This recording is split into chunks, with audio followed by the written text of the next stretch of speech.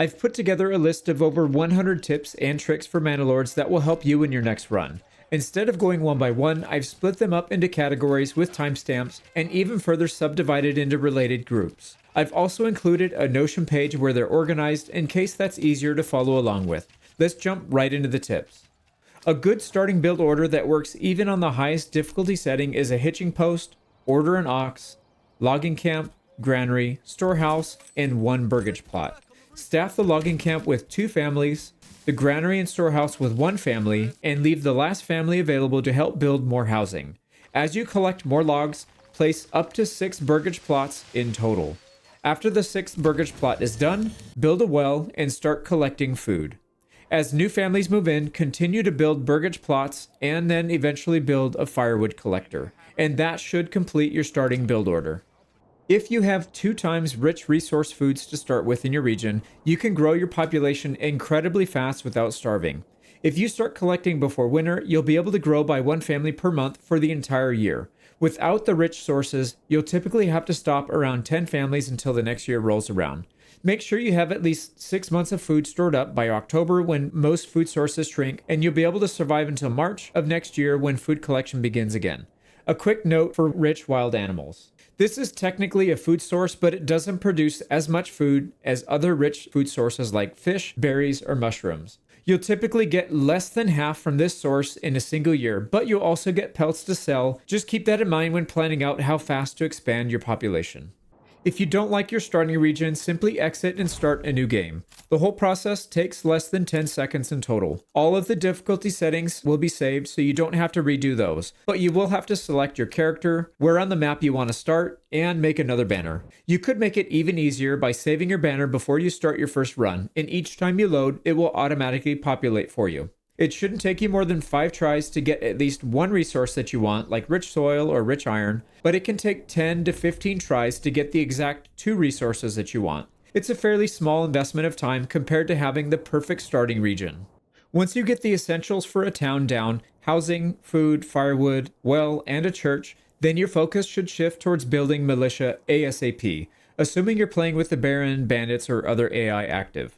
If there's any iron in the region, it should be mined right away and turned into weaponry, and logs turned into shields. Spears tend to be the most efficient early game militia to build, since a single iron can produce 2 spears. Even a small iron deposit of 100 can produce over 200 spear militia. And getting your militia out as soon as you can is incredibly important if you want to be able to increase your influence and get free treasury by taking out bandits. Even if you don't plan on selling charcoal, you should always build a charcoal kiln near your woodcutter to reduce the amount of trees that you cut down. You can convert firewood to charcoal at the storehouse, but I find the charcoal kiln takes up too much valuable space, so I prefer to disallow collecting firewood at the storehouse, and I put the charcoal kiln right next to the woodcutter. This will stop storehouse workers from collecting firewood, and they'll only have to make 1 trip for charcoal. You'll double the efficiency of your firewood this way. In the early game, you can micromanage families more efficiently by setting up limits for buildings and working around those. The hunting camp can be set to a low amount of animals like 10, hunt them down to 10, pull the family off to work somewhere else, and allow the animals to breed back up to the max and put them back on. The saw pit is another great example. Set the plank limit to 30 to 50 in the early game and over 100 in the late game, and you'll quickly reach that amount and will need a family working there again for at least a year or more, allowing them to do other productive jobs. The marketplace doesn't have to be connected by roads. I put mine directly attached to the back side of the granary and the storehouse. Workers will go out the back door and quickly restock the marketplace without the need of a road. This saves valuable street frontage space for other industries. Upgrading the granary and storehouse not only increases storage space, but it also increases the amount of handcarts that are available for families to use. Handcarts can carry 10 resources per trip, while carrying resources by hand only allows 1 per trip. So handcarts are critical to good logistics. Don't be cheap, upgrade your logistics. As your town grows, it's usually a good idea to create specialized logistics buildings. So instead of having a central granary and storehouse that collects everything, you can create a granary that only handles bread, another for veggies, another for fruit, and another for meat, etc. You can have a storehouse that only handles wool and yarn, then place the tailor near to speed up the clothing production and ease the burden on your main storehouse. It's easy to overwhelm your logistics, so branching out into specialized buildings can be very, very helpful. Sometimes the most efficient location for a building is on a steep hill, but it can be tricky to find a spot that allows the building to actually be built on the hill. The easiest method is called spin to win. Pick a spot, hold left mouse, and spin the building around to see if it will light up white at all. If it stays red, then move it to a new spot and try it again. Oftentimes there will be a tiny angle that will work, which will flash white for a very short period of time while you're spinning. This method allows you to cover a huge area quickly. Accuracy by volume, as they say. The snapping option can be toggled on or off when placing buildings. Snapping is great when you're in a hurry or you don't care about packing buildings in tightly, but if you're trying to maximize the number of buildings or Burgage plots you can squeeze into an area, then turn snapping off and do it manually. I've placed the same number of storehouses on both sides of the road here, and you can see how much room is wasted by the side with snapping on. It's even more pronounced when making Burgage plots. Tons of space is usually wasted with snapping on. My preferred method when placing Burgage plots is to turn snapping on for the first corner to get it exact, then turn it off and make just enough space to get the Burgage plot to show up. Then move your points back far enough to get the extension to show. Sometimes you have to sneak a corner off to the side a little bit to get the Burgage plot with the extension to show that would normally not show if you match the exact corner. It can be a little fiddly, but do it a few times and you'll get the hang of it. You can set different levels of maintenance for some buildings depending on your goals. For example, a mining pit can use 2 tools per year and keep 100% efficiency, or 8 tools per year at 200% efficiency. If you're in a region with infinite iron, it can be a great boost to efficiency to do this. If you're in a region where iron must be imported, then you can lower your maintenance for some buildings like a bloomery to use fewer tools per year. Work speed does go down by 50%, but some buildings don't need to operate at max speed to keep up with demand, and the lower tool usage can save you a ton of money. A small stone church can use higher maintenance, which converts rubble stone into influence.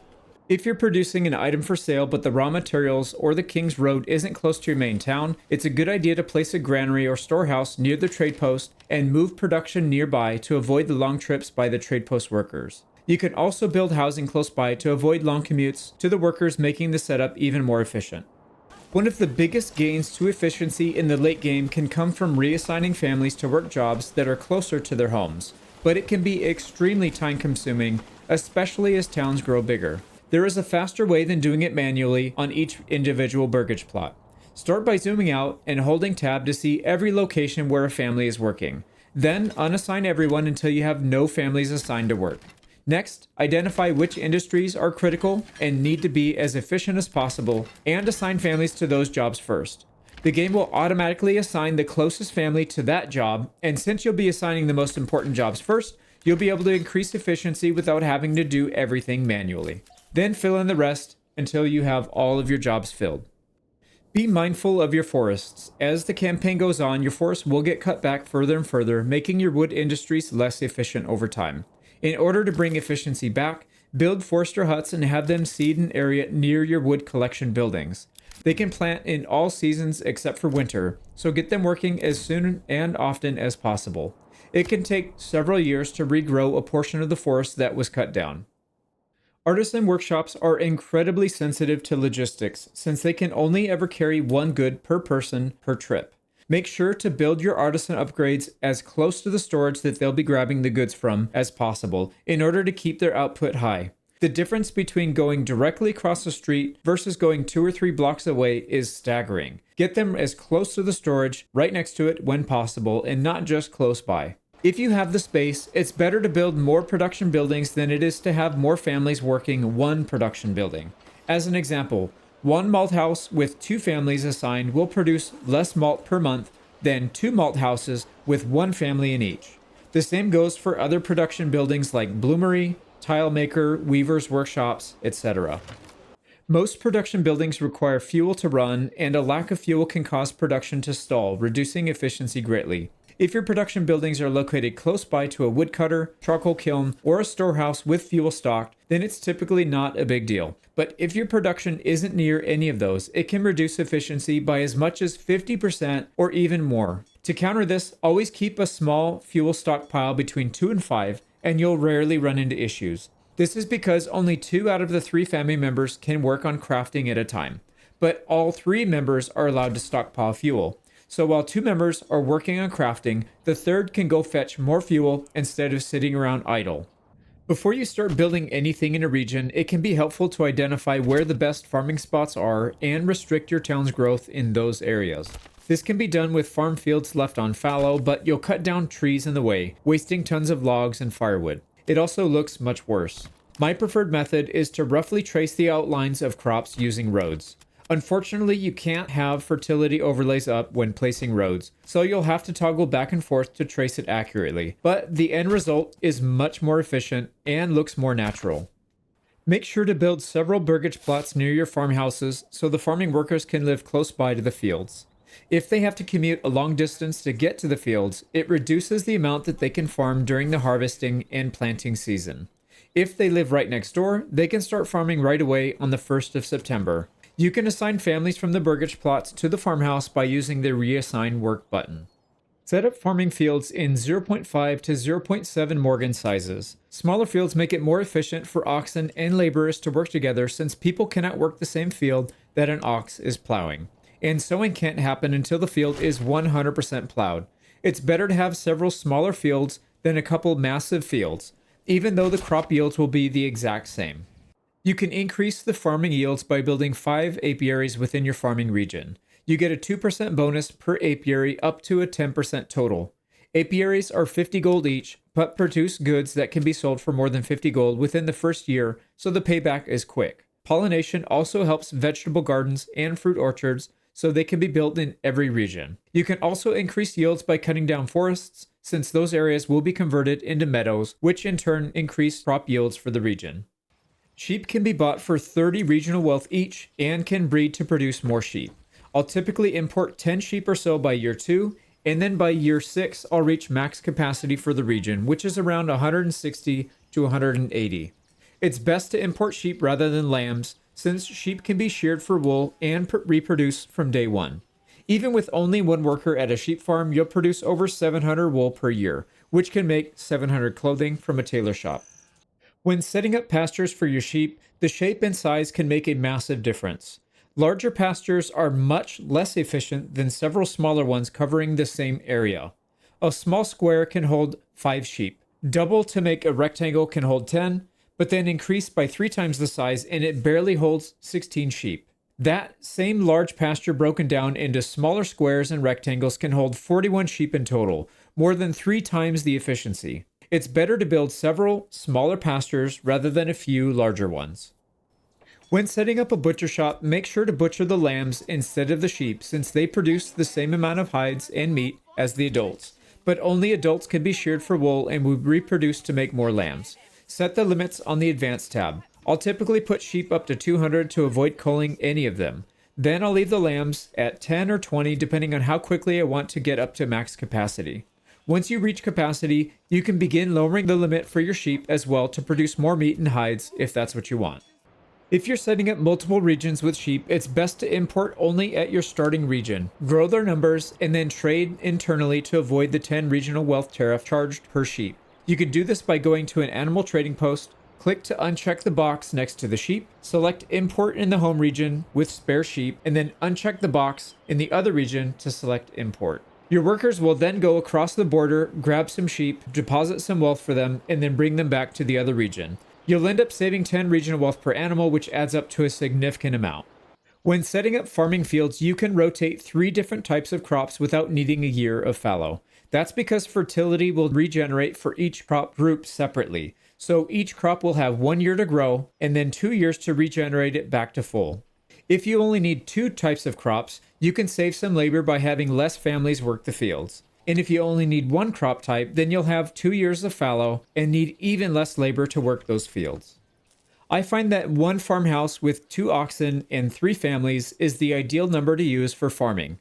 These 3 families can easily handle 3 morgens of fields, but can often handle more. Like 3.5 to 4 morgens is possible, but the perfect setup is needed. Housing must be right next to the farmhouse. The farming area should be restricted to only those 4 morgens of field, and the field has to be very close to the farmhouse. I'll typically give 3 to 3.5 morgen fields per farmhouse just to be safe and make sure that I harvest everything every single year without fail.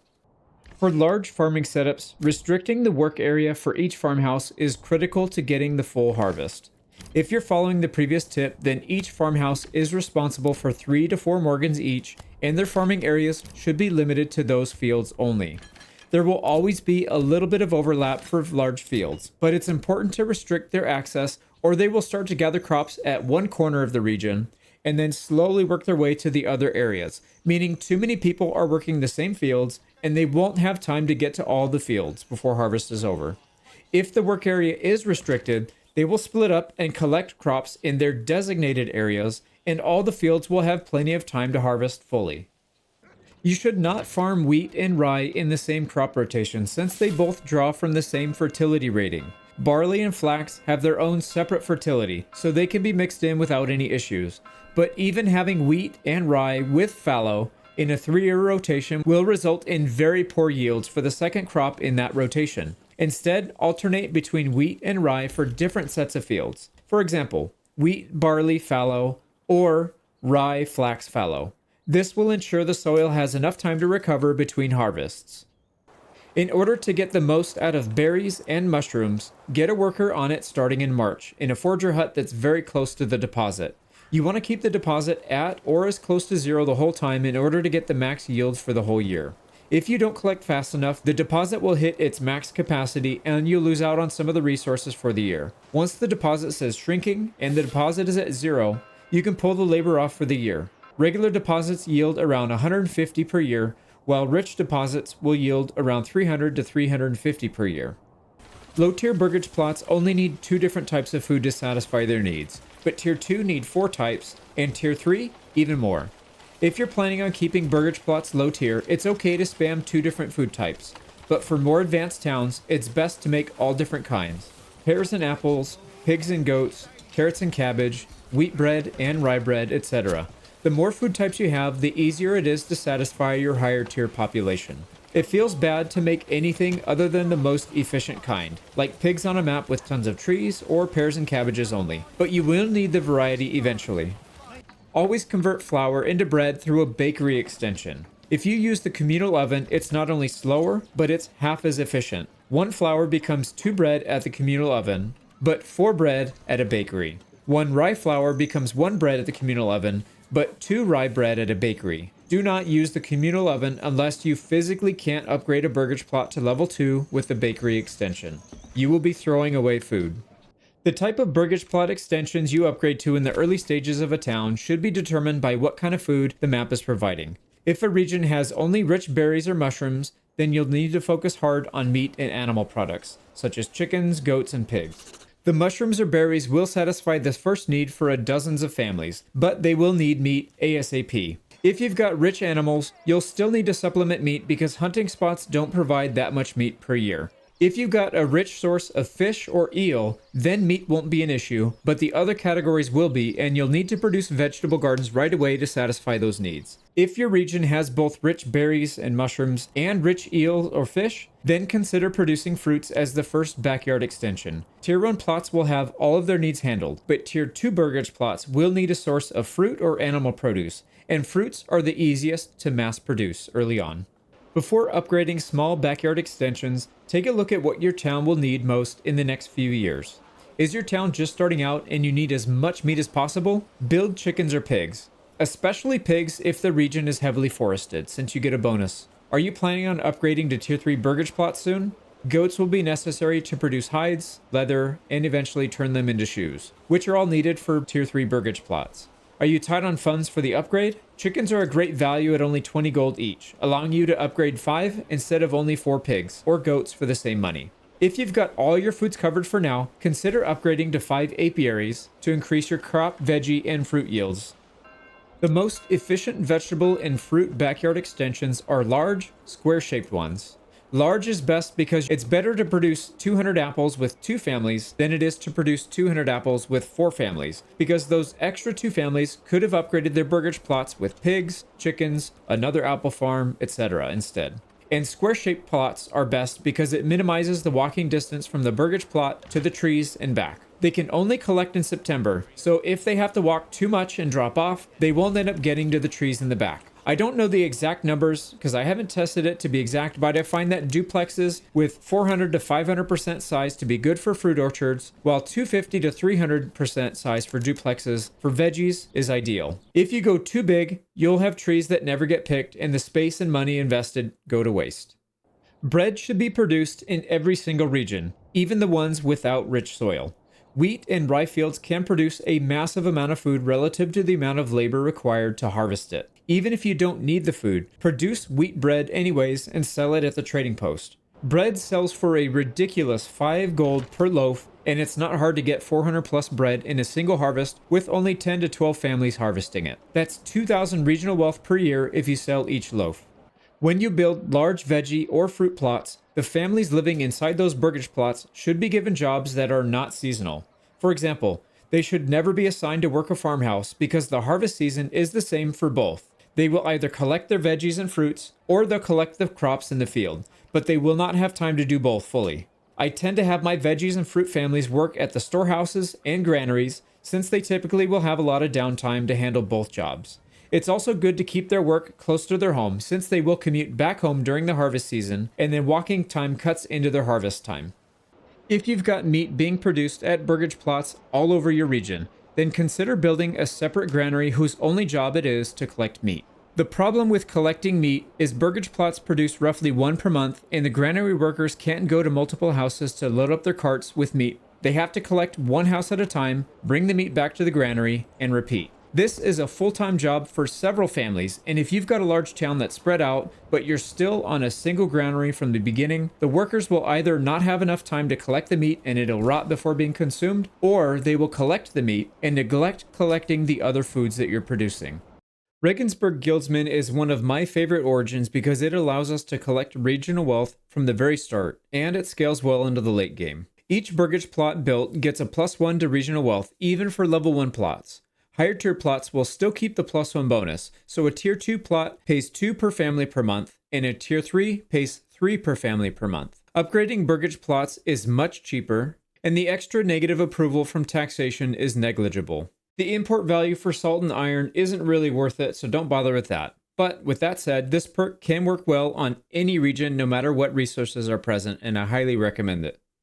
Before picking any perks, double check your region to see if there's any high elevation you'll have to deal with. High elevation can kill crops and sheep, but there are perks that can help with either of these situations. One origin perk protects sheep at higher altitudes during the winter, while the other increases farming yields. To check for elevation, go to the Overlays tab, click the elevation button at the bottom, and you'll know it's higher elevation by this white jaggedy line running through the area. Weiden Hinterlanders can be a great perk for regions with rich iron and clay, but also high altitude areas where you plan to do some farming. The origin will increase mining speed by 30% and increase farming yields at altitude by 20%. It also makes importing animals 20% cheaper, which applies to oxen, horse, sheep, lambs, pigs, goats, and chickens. Yes, that applies to burgage plot extensions. Be aware, sheep at high altitude will die during the wintertime, so don't import sheep in areas in high altitude. Keep them at the base of the mountain instead. The only drawback here is 20% slower artisan workshops, but artisan workshops are usually not the bottleneck for most industries. I'll typically reserve this origin for secondary regions and not my primary region. Born of the Alps is required if you plan on having sheep at high altitude, since there's a high chance that they will die during the wintertime. It also increases the amount of resources gained from hunting camps, but even a rich hunting camp doesn't provide that many resources, so this part of the bonus is kind of minor. It also reduces clothing consumption by 50%. By default, families consume 1 clothing every 2 months and 1 pair of shoes every year, so this would reduce that amount by a further 50%. Again, not a huge bonus, but it is decent enough. The downside is more expensive trade routes, which is usually negligible unless you're spamming trade routes, which you probably shouldn't do anyways.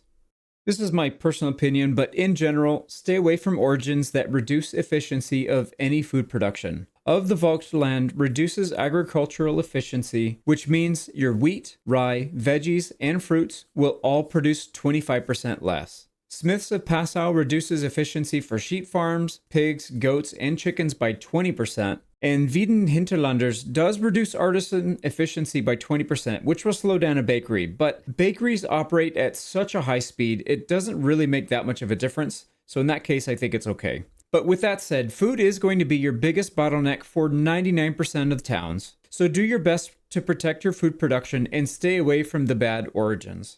Be careful with origins that reduce import costs. There are two parts to every import deal: the cost of the good and the tariff. The origin reduces the cost of the good, but does not lower the tariff. So iron ore that costs 1 gold plus a tariff of 10 means the discount of 30% reduces the total cost of importing from 11 down to 10.7. And with rounding error, it actually doesn't change the price at all.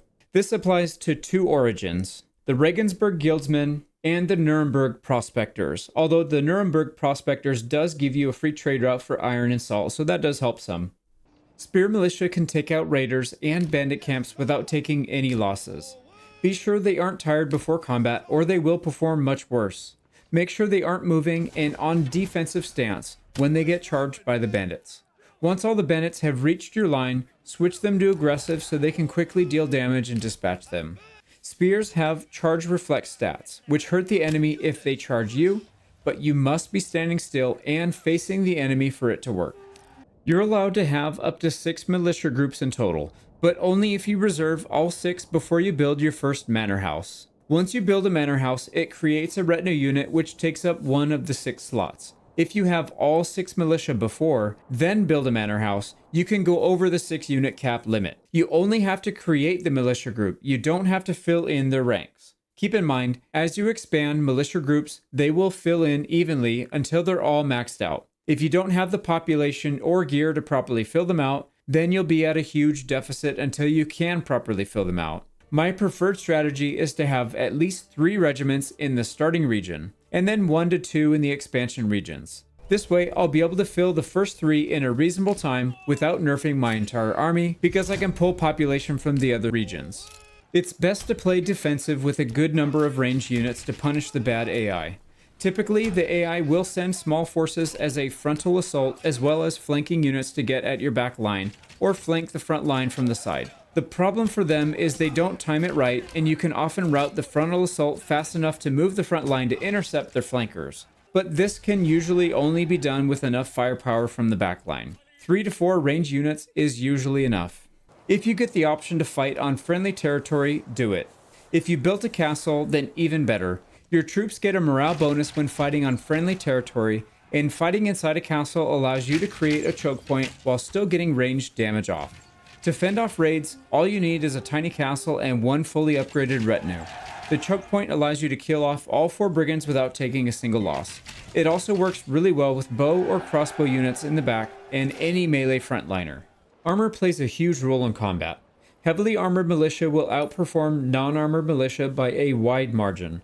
The Burgage plot levels determine what armors are allowed to be worn by your militia.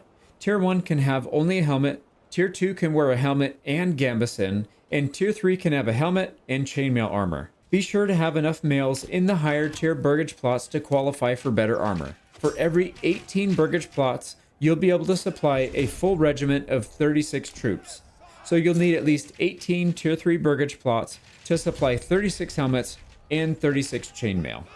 If you're playing against any non-bandit opponents and have bandit camps active, make sure you plan your region acquisition wisely. Sometimes it's best to delay taking a good region in order to block the enemy from spawning units to clear bandit camps. In this case, Himmelreich is the best region since it has rich iron and clay. But taking Mistelitz in the north would be smarter because any bandit camps that spawn here will be taken by the Baron since he's closer. When the AI takes bandit camps, they get the money and influence, which means they will claim regions much faster. If you block them, you'll get the money and influence and can be the one expanding instead. When settling a new region, take the time of the year into consideration. If you settle a region that has berries or fish, but you do it in September, you won't have time to collect any food and you'll be relying on the food stash that they start with. Generally, you can only rely on the stash for a month or 2, so starting in February or March is usually best. If you've got plenty of treasury and can afford to pay for extra starting resources, then you can adjust both the starting time of the year that you place your settlement, as well as the build order priorities. Paying 500 or even 750 provides a massive advantage in food, logs, and tools. I'll typically start a new region in January or February in order to get a jump start on population growth because I can rely on the extra bread. The towns build faster because of the extra logs provided, and you'll be able to collect seasonal foods right as March hits, allowing for an even better start for a new region. When fighting against the AI, be sure to hire any mercenaries that are a threat in the mercenary pool before claiming a region or contesting one of theirs. For example, if the Baron is claiming a region you plan to contest, check the mercenary list and snag the good ones before you start contesting. Then at the start of each month, pause the game and check for new mercenary groups that are available, because if you don't hire them, the AI will, and sometimes you'll have to fight 10 to 15 enemy regiments in a single battle. When determining the exact map location to place a new settlement, take into consideration how easy it will be for raiders to destroy you and how easily it will be for your friendly settlements to send reinforcements. While a location might be perfect for resource collection, it might leave you vulnerable to an early attack and not worth the risk. If you lose all of your population in a region, there's currently no way to send more people, and the region is a total loss for the rest of the campaign. You'll need 1,000 influence to claim a neutral region and 2,000 influence to claim an enemy region. The best way to get influence is by killing bandits and raiders. Each bandit group will net you around 350 influence. Bandit camps will also provide some treasury to be able to afford the expansion. Raiders start out in groups of 2, then 3, and max out at 4. So you'll need 3 bandit camps, a couple early raids, or 1 late game raid to claim a neutral region. The enemy AI will try to beat you to these, but do everything in your power to get there first. If you're producing the same rich resource in multiple regions, be careful not to oversupply the market or you'll end up losing a lot of money and efficiency. Instead, it can be better to sell the final product in one region, in the intermediate or raw resources in the other region. Take clay for example. One region can sell the raw clay while the other region sells the tiles. This reduces the chances of flooding the market and ruining your profit margins. Don't sell too many different types of items in each region or you'll flood your trading post. It's better to mass produce 2 or 3 big items to sell in a region than to sell a small quantity of 6 or more items. Not only will your trade post be very inefficient, but the cost of opening all these trade routes will tank your bank account early on. Horses are a very expensive upgrade at 60 regional wealth each, but they can carry significantly more goods per trip. If you've got high volume trades going out, get horses for all of your traders as soon as possible. The investment will pay off within the first trip alone. Don't forget to have stables built nearby to limit travel time and to assign horses on the livestock tab. It's easy to fixate on high value items like ale, shoes, salt, etc. And you should definitely try to sell those items as soon as you can. But don't neglect the smaller trade items that can net a decent profit like rubble stone or mortar in a rich stone region, or flax and malt in a rich soil region, or even firewood in any region. These small trades can allow you to quickly add Burgage plot extensions to boost population growth or allow you to unlock expensive trade routes quickly, etc. Even in the late game, these small trades can add up to a significant amount of your total trade revenue. Sheep are often an overlooked trade item. They sell for a whopping 20 regional wealth each and can breed extremely quickly. I like to breed my flock up to 120 plus, then start selling them off at a livestock trader down to around 50 to 80 depending on what else sheep are needed for. You can still shear them for wool, slaughter some of the lambs at the butcher shop, and have plenty left over to sell back to the market. Also, I've never seen the value of sheep dip below 20 no matter how many I sell across the map, so these could potentially be the best trade items in the game for that reason. Spam them in every region.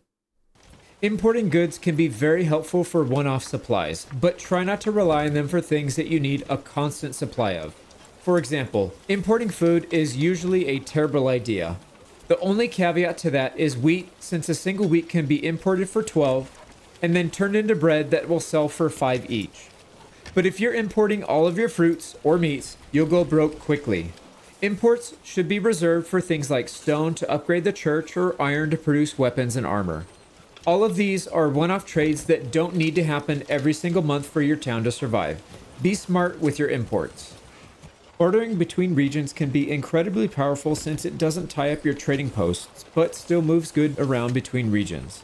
The problem with pack station bartering is you're not able to set limits on how much you want to send, so it's usually best to avoid sending critical resources like food. If you only need a small trickle each month, then resources like honey, wax, pelts, or hides can be a great thing to barter, since going to zero in any of these goods won't hurt your town at all. But if you go to zero with foods, you could starve.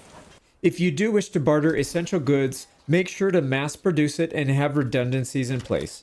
For example, you can trade pears, but if you've got tier 2 and tier 3 Burgage plots that need a lot of fruit, then make sure to have extra pear orchards to produce enough to trade away, as well as apples and quinces to serve as backup if all the pears are traded away. This will ensure that going to zero pears doesn't ruin your population's approval and help to avoid starvation. When bartering, the pack station worker will deposit return trip goods at the closest storage location that they can reach, which can be a trade post, a granary, or a storehouse. If your barters are clogging up your trade post, it might be best to construct a storehouse or granary closer to the route that the pack station workers are traveling on, so that you avoid using the trading post as a drop-off. You can regulate how quickly resources are traded from the pack station by buying mules or selling them off.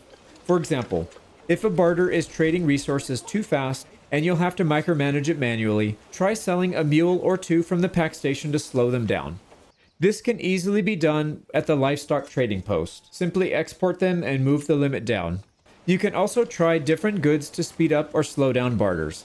If you're trading bread for iron, you'll give away 1 bread and get back 5 iron. If that's draining your iron too quickly, then swap out the bread for wheat or even flour, which will trade at a ratio of 2 to 1 or 3 to 1 and slow the process down. You'll have to process the wheat into bread still, but at least you won't drain your iron to 0 at the other region. It's really fun to think about having a massive barter network with each region sending goods back and forth, and on paper it should work just fine, but in practice it's nearly impossible to get right. This could be a skill issue personally with me, but anytime I try to barter important goods like different food types or ale, there's a huge imbalance created. One region will often get too much of a good, while the other region still needs more, which is not sustainable in the long run. For example, I tried to produce enough barley in my farming region to send back to my main home region in exchange for ale or pears. When I was trading pears, I would always run out in the home region, while the other region had so many pears they ended up rotting away in the granary. When I traded ale for barley, it was never enough to supply the whole town with ale, and they would eventually run dry for several months out of the year and had to wait for the next year's harvest. I've tried countless other barters, and they all eventually failed or created more problems than it was worth. In general, it's best to produce consumable products in the region they're being consumed, and save bartering for other things like moving stone around for castles builds, moving iron around to produce weapons and armor, etc. Until they add limits for bartering, it will always result in either not enough goods being sent fast enough, or way too many goods being sent, causing a massive imbalance. You should produce veggies, meat, fruits, barley, wool, and hides in every region so they can supply themselves, and save the bartering for other resources that aren't consumed. Or maybe just solve the problem that I couldn't and let me know in the comments how it's done right. Be careful when sending workers long distance during the winter season. If they travel too long, they will end up freezing to death as they can't get home fast enough to warm up. This happened to me on the Devil's Hill map when my main town was at the bottom of the hill and sent resources to build the manor house at the top of the hill. Maybe wait an extra few months to do the long distance projects during the spring or summertime. Sometimes you can scare away your hunt without actually causing their icon to move on the map. I had an instance where I built an entire town around a rich resource node only to find the bunnies had migrated to the edge of the map 3 regions away, essentially making this resource node 100% useless. Give your hunt a wider margin than you think you need. Check out this video next if you want to see the full campaign where these tips came from, where I beat Mana Lords so hard and built so many towns I crashed the game. A huge shout out to all the YouTube members and Patreon supporters who help keep this channel alive. Consider supporting as well, since guide content rarely pays the bills, but it's incredibly important to help people get the most out of their limited free time to game. Thanks again for watching, and we'll see you on the next video.